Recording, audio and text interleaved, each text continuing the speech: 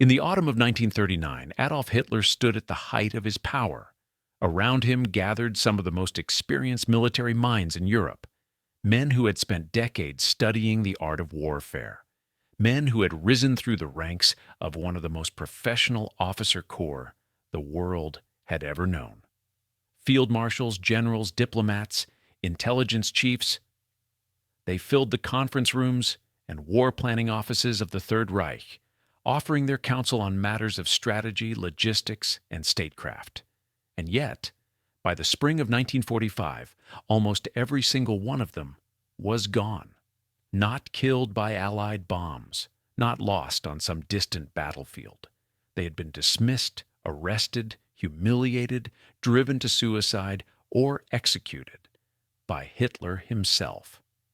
Of the 92 German generals who held active major commands or key positions between 1933 and 1945, nearly half were relieved of their offices or dismissed in disgrace because they dared to disagree with the man at the top. Of 17 field marshals, 10 were relieved. Only one retained his command until the very end of the war. These numbers tell a story that goes far beyond military history. They tell the story of a leader so consumed by paranoia, so intoxicated by his own mythology, that he systematically destroyed the very people whose expertise he needed most. This is the story of how Hitler eliminated his advisors, and in doing so, sealed the fate of his regime and his nation. To understand why Hitler turned on his own advisors, we have to go back to the very beginning, back to the roots of his psychology and his rise to power. Because the seeds of what would become one of history's most catastrophic leadership failures were planted long before the first shots of the Second World War were ever fired. Adolf Hitler was not a military man in any traditional sense. He had fought in the First World War, yes, but as an ordinary soldier, a corporal, a frontline messenger running dispatches between command posts and trenches on the Western Front. He never held a commission. He never attended a military academy. He never commanded so much as a platoon. And yet, from the very earliest days of his political career, Hitler was surrounded by men who had done all of those things. Prussian aristocrats, career officers, men who had spent their entire lives in the rigid hierarchies of the German military establishment. These were men who looked down on Hitler, privately at least. They saw him as a jumped-up corporal, a political agitator from Austria, with no breeding and no formal education in the art of war. And Hitler knew it. He could feel their condescension, their barely concealed contempt. And that knowledge gnawed at him. It planted in him a deep, abiding suspicion of the military elite that would only grow stronger as the years went on. When Hitler became Chancellor of Germany in January 1933, he was keenly aware that the army was the one institution in the country that could have stopped him. The German officer corps had the organization, the discipline, the weapons, and the tradition to mount a challenge to his authority if it chose to do so. But the generals did not oppose him. Not at first, and there were several reasons for that. Many of them shared Hitler's belief that the Treaty of Versailles had been a humiliation, a betrayal of the German military that had never truly been defeated on the battlefield in 1918. They embraced the stab-in-the-back myth. The idea that Germany had lost the First World War not because of military failure, but because of treachery by politicians and civilians on the home front.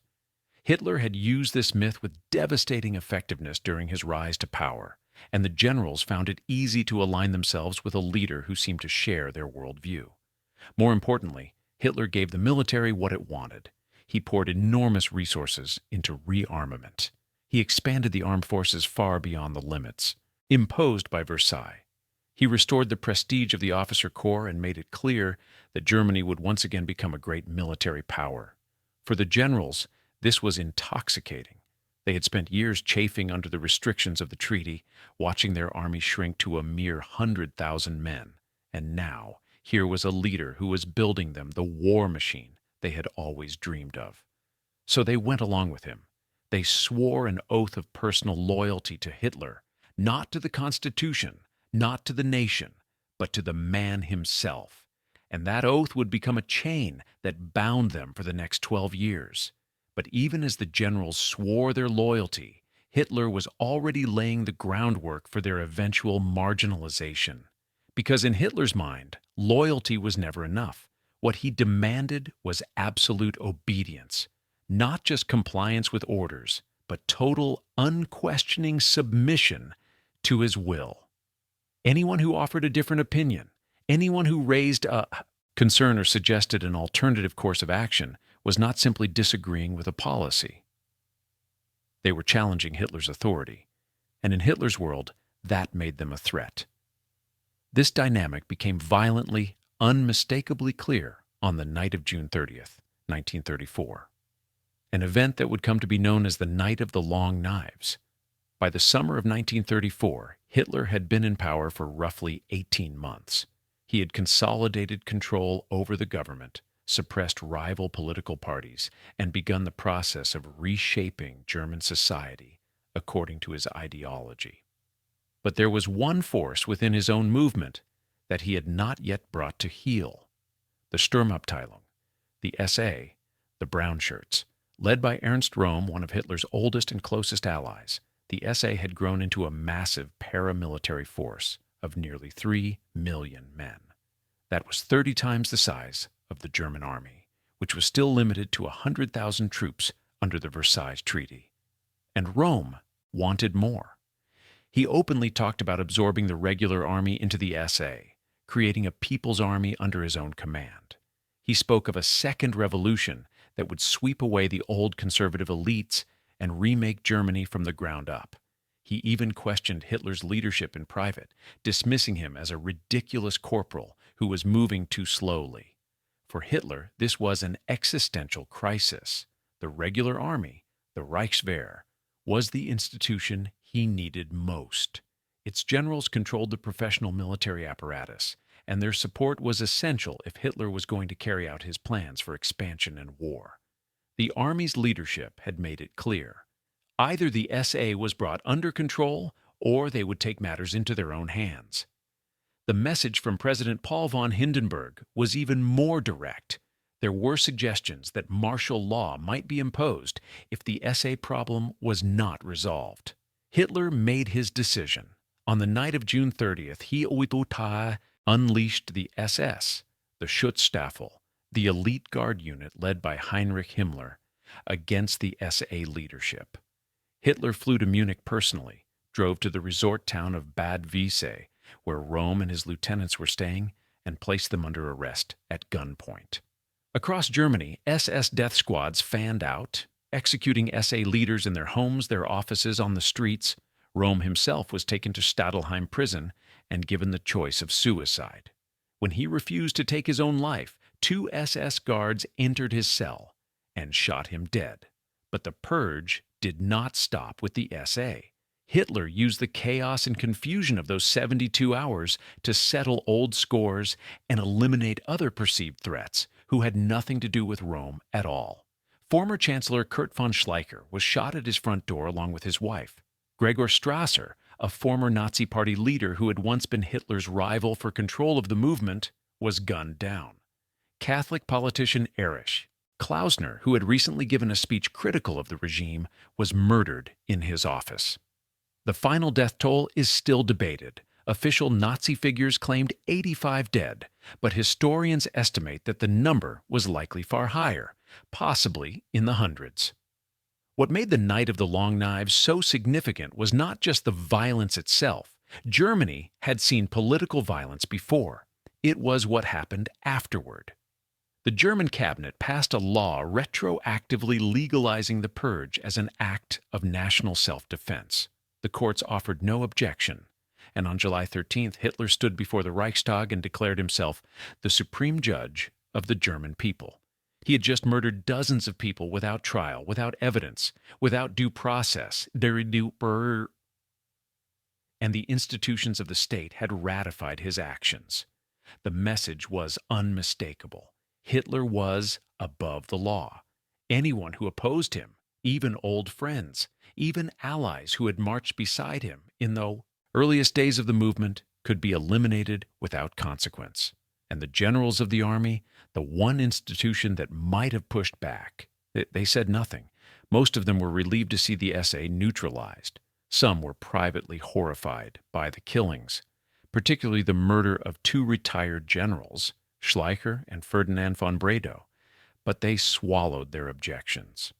When Hindenburg died on August 2, 1934, just weeks after the purge, the army dutifully swore its oath of loyalty to Hitler as the new head of state and supreme commander of the armed forces. The trap was closing, and the generals had helped build it. 4 years later, Hitler demonstrated that the lessons of the Night of the Long Knives applied to the military establishment as well. In early 1938, two of the most powerful men in the German armed forces, Field Marshal Werner von Blomberg, the Minister of War, and Colonel General Werner von Fritsch, the Commander-in-Chief of the Army, were forced from their positions in circumstances that revealed just how far Hitler was willing to go to remove obstacles to his authority. Blomberg's downfall came first. In January 1938, he married a younger woman named Margarete Grün, with Hitler and Hermann Göring serving as witnesses at the ceremony. But within days, police files surfaced revealing that Grün had a criminal record, including convictions related to prostitution and posing for indecent photographs. The scandal was devastating. Blomberg had brought disgrace upon the officer corps, and the military establishment demanded his removal. Hitler expressed outrage, but privately, the situation suited him perfectly. Blomberg was a man who, along with Fritsch, had openly expressed reservations about Hitler's aggressive foreign policy plans at a secret conference in November 1937, the so-called Hossbach Conference, where Hitler had laid out his vision for territorial expansion that could only be achieved through war. Within 3 months of voicing those concerns, neither man would hold his position. Fritsch's removal was even more sinister. Göring, who wanted Fritsch's job for himself, and Himmler, who wanted to strengthen the SS at the expense of the army, conspired to resurrect an old Gestapo dossier containing fabricated allegations that Fritsch had engaged in homosexual acts, a criminal offense under German law at the time. The file had been shown to Hitler once before, in 1936, and he had dismissed it and ordered it destroyed. But Himmler's deputy Reinhard Heydrich had disobeyed that order. Now the file was brought back, a convicted criminal was produced as a witness, and Fritsch was confronted with the accusations in a humiliating scene at the Reich Chancellery, with Hitler, Göring, and Himmler all present.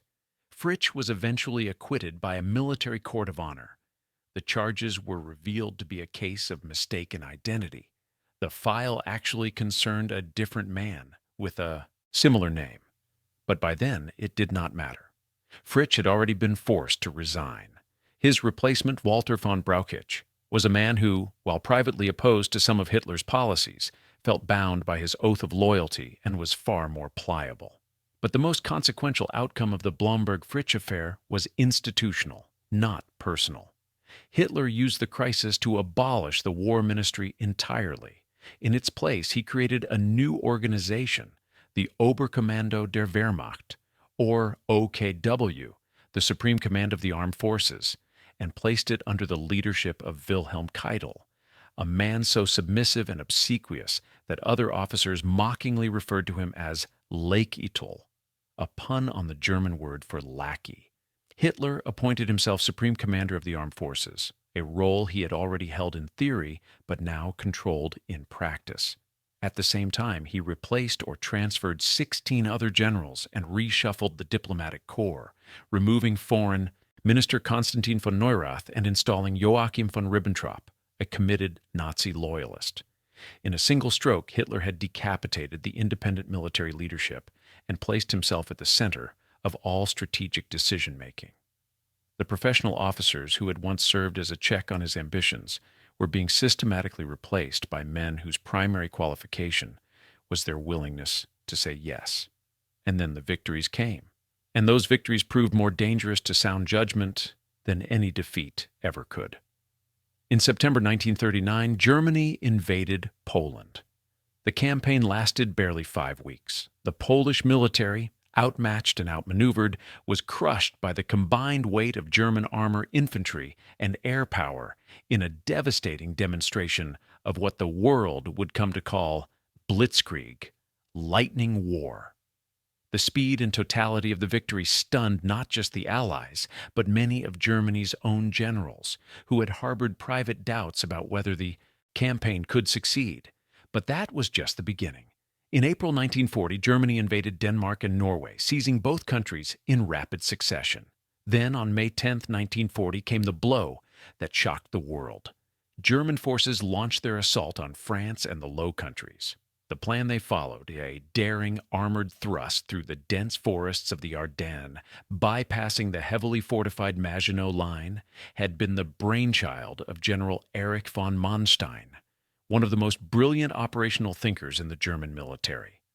Manstein had developed the plan while serving as chief of staff to General Gerd von Rundstedt, and it called for concentrated panzer divisions to punch through at Sedan, race to the English Channel, and cut off the Allied armies in Belgium. The plan was audacious, and it worked beyond anyone's expectations.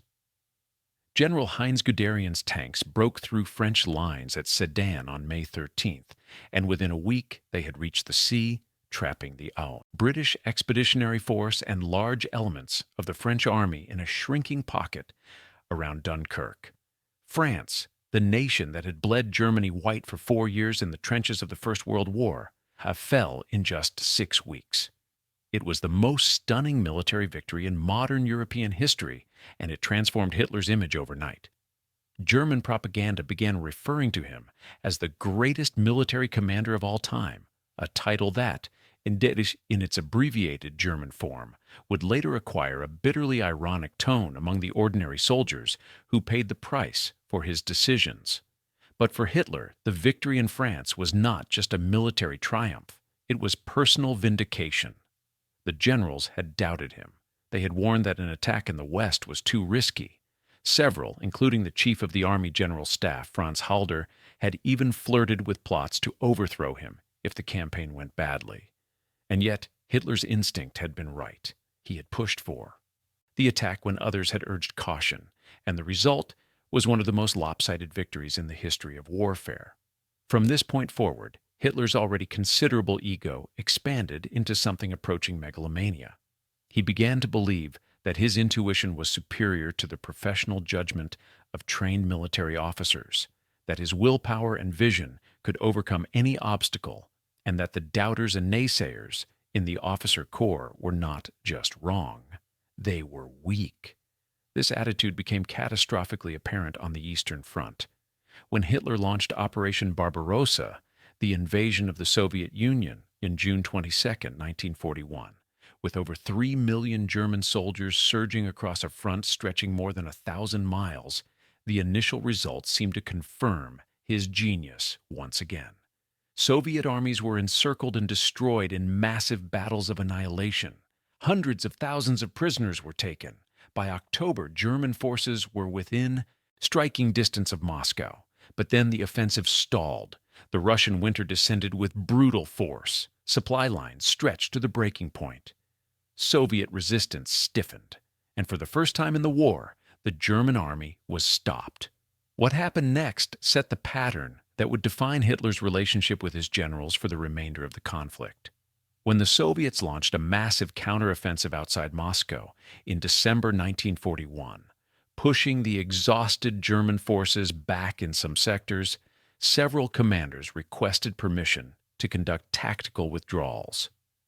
Standard military practice when faced with an overwhelming attack, Hitler refused.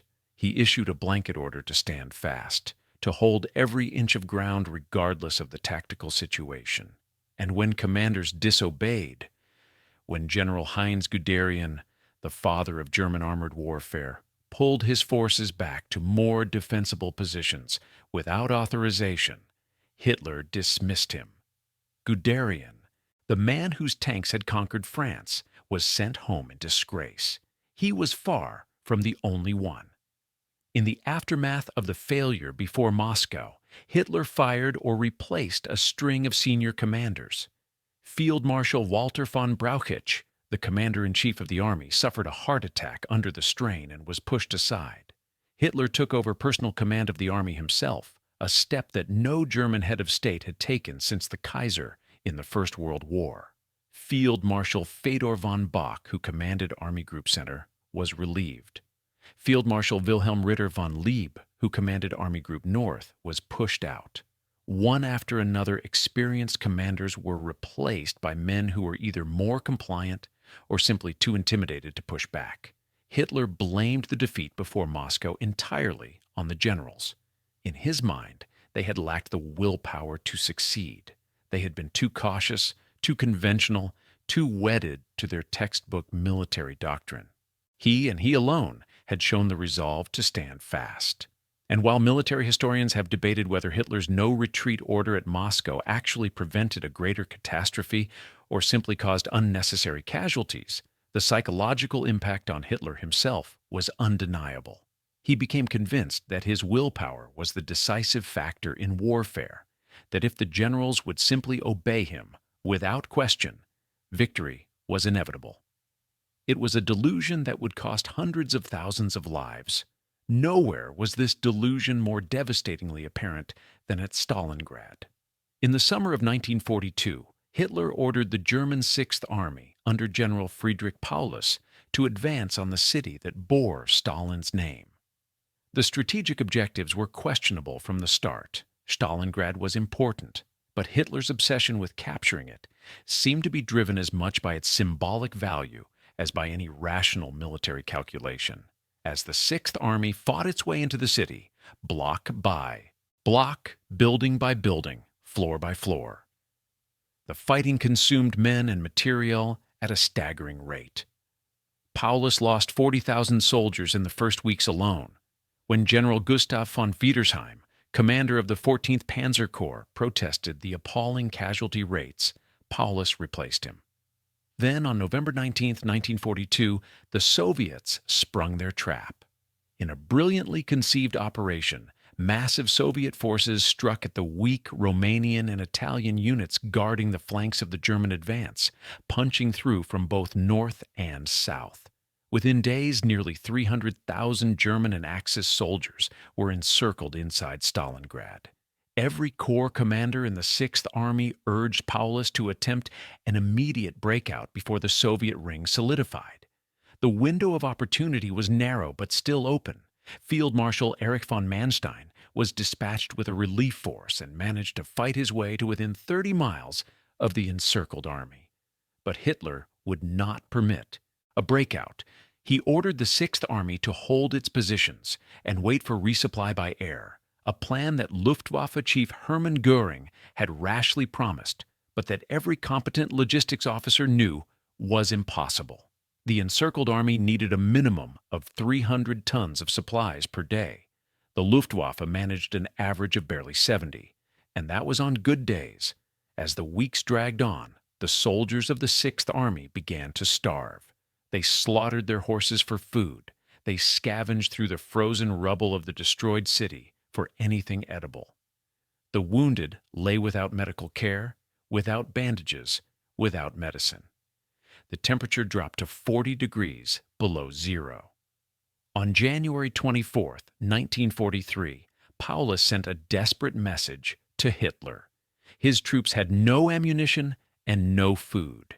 18,000 wounded men were without any medical supplies. Unified command was no longer possible. He begged for permission to surrender. Hitler's response was chilling in its disconnection from reality.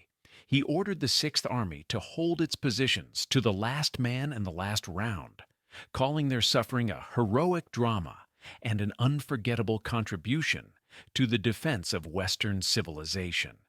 Then, on January 30th, Hitler promoted Paulus to Field Marshal.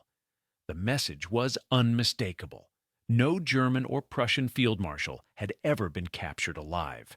Hitler was telling Paulus to kill himself rather than surrender. Paulus understood the implication perfectly, but he chose to live. On January 31st, 1943, he surrendered to the Soviets. Over 91,000 German soldiers stumbled out of the ruins of Stalingrad with their hands raised, starving, frostbitten, hollow-eyed shells of the men they had been. Of those 91,000 prisoners, barely 6,000 would ever see Germany again. The rest would die in Soviet captivity. Hitler was furious, not about the loss of 250,000 men, but about Paulus's refusal to die. He raged, too. His staff that Paulus could have freed himself from all sorrow and ascended into eternity and national immortality, but he prefers to go to Moscow. He vowed never to appoint another field marshal. The lesson Hitler drew from Stalingrad was not that his strategy had been flawed, not that his refusal to allow a retreat had doomed an entire army. The lesson he drew was that his generals had failed him. They had been too weak, too cowardly, too lacking in the iron will that he believed was the ultimate weapon. And from this point forward, his contempt for the professional military establishment hardened into something approaching hatred. The dismissals accelerated. Manstein, arguably the most talented operational commander in the German military, was relieved of his command in March 1944, after repeatedly clashing with Hitler over strategy on the Eastern Front. Manstein had insisted on flexibility, the freedom to conduct tactical withdrawals, to trade space for time, to concentrate his forces for counterattacks at the decisive moment. These were fundamental principles of the mobile warfare that had made the German army so formidable. But Hitler saw every withdrawal as a personal affront, every retreat as evidence of defeatism. When Manstein pressed his case too forcefully, Hitler sent him home. At their final meeting, Hitler told Manstein that what the Eastern Front needed was not strategic skill, but National Socialist conviction. He was replacing Germany's finest military mind with ideology. Guderian was eventually brought back into service as Inspector General of Armored Troops, and then, after the events of July 1944, as Chief of the Army General Staff. But even in this role, his relationship with Hitler was volcanic. The two men clashed constantly, over deployments, over strategy, over the allocation of dwindling resources. Guderian would later describe their meetings as screaming matches, with Hitler red-faced and trembling with rage at any suggestion that his decisions might be wrong. In March 1945, with the war clearly lost, Hitler dismissed Guderian for the final time, sending him on convalescent leave from which he would never return. Rundstedt, the old Prussian warhorse, was dismissed and recalled multiple times throughout the war, a pattern that illustrated the impossibility of serving Hitler with any degree of professional integrity. Relieved after the failure at Rostov on the Eastern Front in late 1941, he was brought back to command the Atlantic Wall defenses in France. After the Normandy landings in June 1944, when Rundstedt urged Hitler to negotiate a peace settlement with the Western Allies, Hitler replaced him with Field Marshal Gunther von Kluge. Keitel later recalled Hitler saying that Rundstedt is an old man. He has lost his nerve. He is not master of the situation any longer. He will have to go. Rundstedt was recalled yet again in September 1944, a testament to how few competent commanders Hitler had left. And then came the event that shattered whatever remained of Hitler's trust in the German officer corps. The bomb plot of July 20th, 1944. By the summer of 1944, Germany's military situation was desperate. The Soviets were advancing relentlessly in the east. The Allies had landed in Normandy and were breaking out of their beachheads. Allied bombers were systematically destroying Germany's industrial capacity, its transportation networks, its fuel production. A growing number of senior officers, men who had once been loyal supporters of the regime, had concluded that the war was lost and that Hitler was leading Germany to total destruction. At the center of the conspiracy was Colonel Klaus von Stauffenberg, a decorated officer who had lost an eye, his right hand, and 2 fingers of his left hand in combat in North Africa. Stauffenberg had recently been appointed Chief of Staff to the commander of the Reserve Army, a position that gave him access to Hitler's military conferences. Working with a network of conspirators that included retired generals, active duty officers, diplomats, and civilians, Stauffenberg developed a plan that was as audacious as it was desperate. He would plant a bomb in Hitler's conference room, and when the explosion killed the dictator, the conspirators would activate Operation Valkyrie, an existing military contingency plan for maintaining order during a domestic crisis, and used the reserve army to seize power in Berlin, arrest the SS and Gestapo leadership, and negotiate an end to the war. On July 20th, Stauffenberg carried a briefcase containing a block of plastic explosive into a military conference at the Wolf's Lair, Hitler's field headquarters in East Prussia. He placed the briefcase under the heavy oak conference table, as close to Hitler as he could get it, then excused himself from the room. At 12:42 in the afternoon, the bomb detonated. The explosion was devastating. It killed a stenographer and 3 officers, shattered the conference room, and sent debris flying in all directions. Stauffenberg, watching from outside, saw the blast and the smoke, and was convinced that no one could have survived.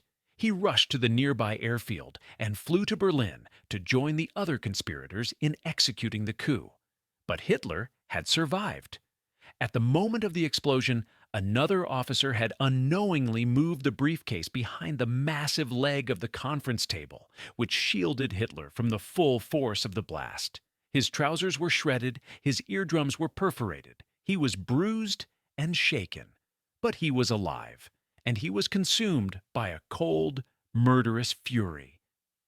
The coup attempt in Berlin collapsed within hours.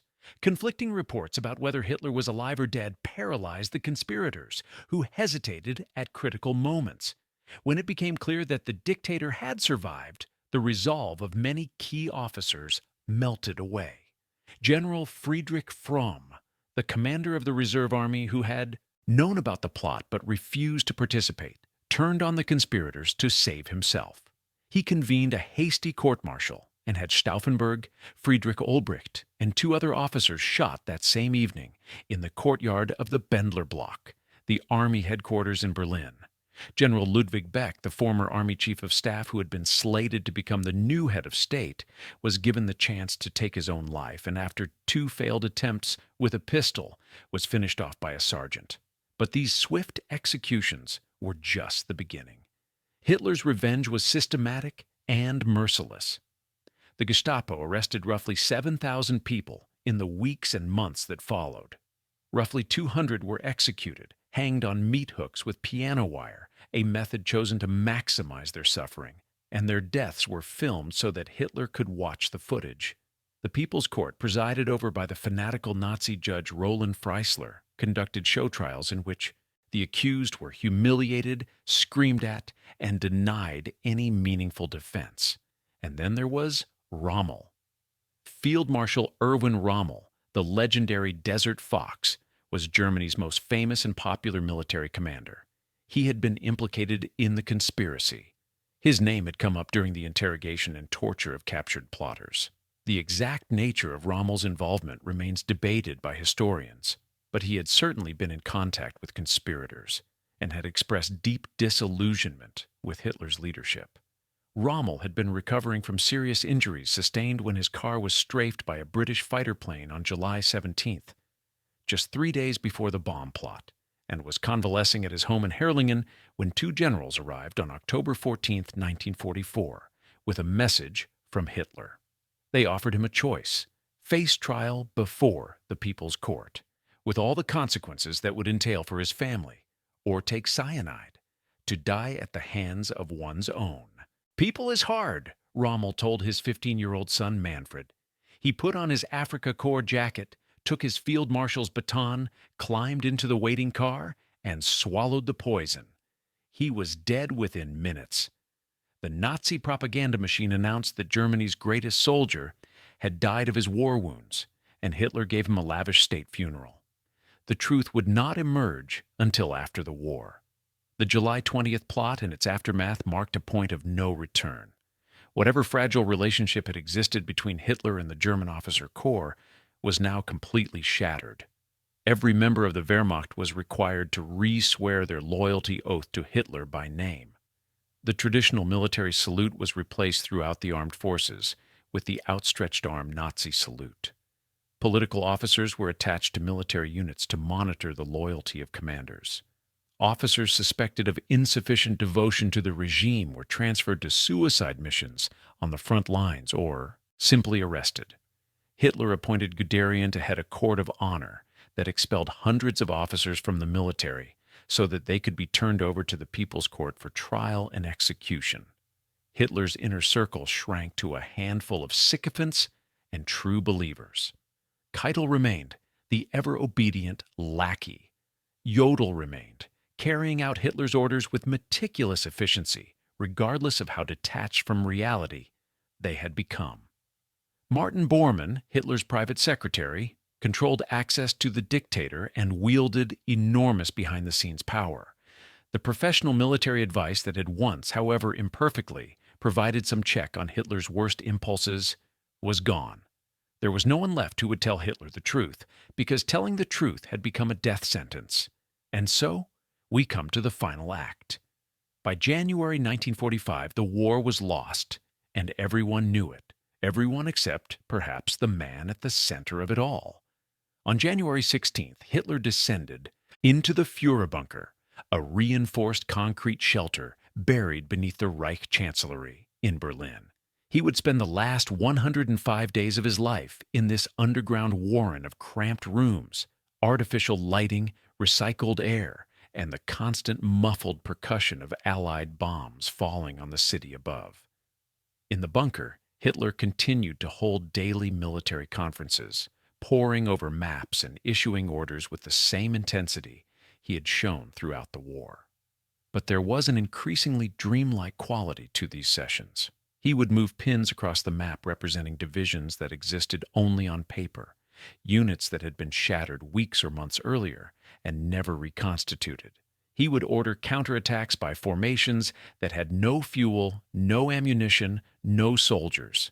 He would speak confidently of wonder weapons that would turn the tide, jet aircraft, advanced rockets. Weapons that were either too few in number to make a difference or existed only in the fevered imagination of a regime that refused to accept reality.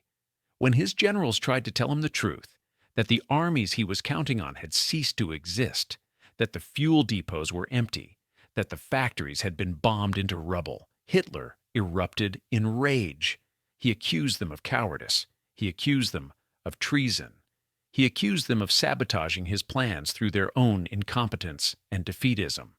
In one famous outburst on April 22, 1945, when he learned that a counterattack he had ordered had not materialized because the forces to carry it out simply did not exist, Hitler flew into a screaming tirade that lasted for hours, declaring that the war was lost, that everyone had betrayed him, that the generals were liars and traitors, and that he would remain in Berlin and die. In those final weeks, Hitler even turned on the last of his inner circle. When he learned on April 23rd that Hermann Göring, his designated successor, the man who had stood beside him since the earliest days of the movement, had sent a telegram from the relative safety of southern Germany, asking whether he should assume leadership of the Reich, Hitler was livid. He saw it as a betrayal, a coup attempt. He stripped Göring of all his titles and ordered his arrest. 5 days later, when intelligence reports revealed that Heinrich Himmler, the head of the SS and one of the most powerful men in Germany, had been secretly negotiating with the Western Allies through a Swedish intermediary, Hitler's rage was even more intense. He expelled Himmler from the Nazi Party and ordered the arrest and execution of Himmler's SS liaison officer in the bunker, a man who happened to be married to Eva Braun's sister. By the end of April, Hitler was surrounded by almost no one. Eva Braun, his longtime companion, whom he married in a brief civil ceremony on April 29th, just hours before the end. Joseph Goebbels, the propaganda minister who had brought his wife and 6 children to die with the regime they had served. Martin Bormann, a handful of secretaries, a few military aides, a dwindling staff of guards and servants. The generals were gone. The advisors were gone. The vast apparatus of the Third Reich had crumbled away, and all that remained was one man in an underground room, issuing orders that no one could follow, raging against betrayals both real and imagined, surrounded by silence and the distant rumble of Soviet artillery. On the afternoon of April 30th, 1945, Adolf Hitler retreated to his private study with Eva Braun. A few minutes later, those waiting in the corridor outside heard the sound of a single gunshot. When the door was opened, they found Hitler dead on the sofa. He had shot himself through the right temple. Eva Braun lay beside him, dead from cyanide poisoning. Their bodies were carried up the narrow stairway to the Chancellery Garden, placed in a shallow pit, doused with gasoline, and set alight as Soviet shells continued to fall on the burning city all around them.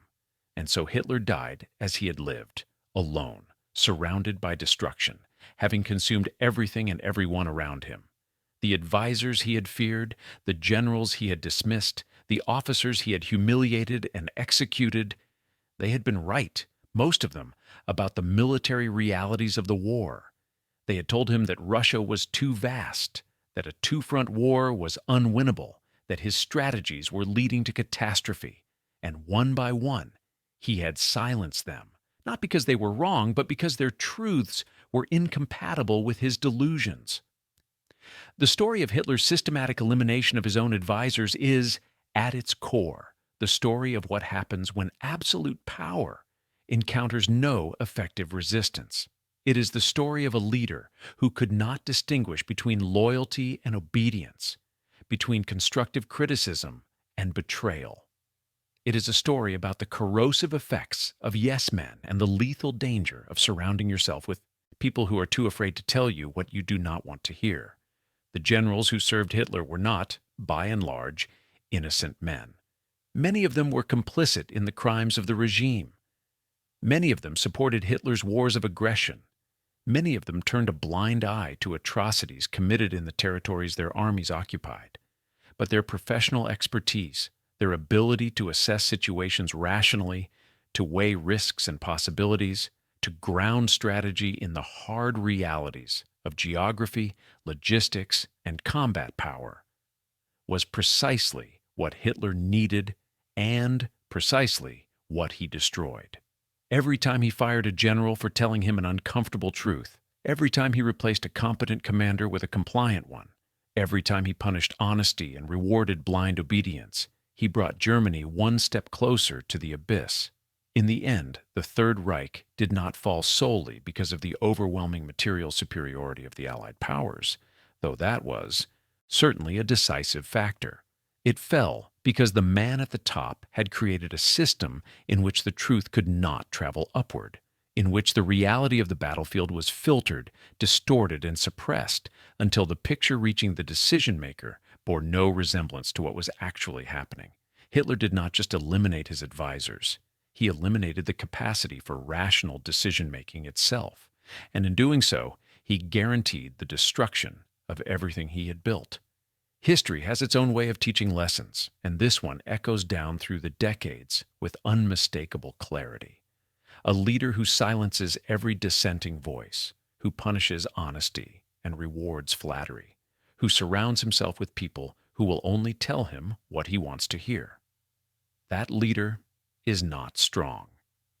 That leader is building a monument to his own downfall. Hitler proved it with the wreckage of a continent and the lives of tens of millions of people. It is a lesson that the world cannot afford to forget.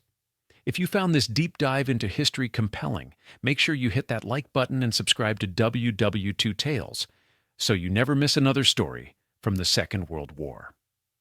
Drop a comment below and let us know what other topics you would like us to explore, and share this video with anyone who loves history. Because understanding the past is the first step toward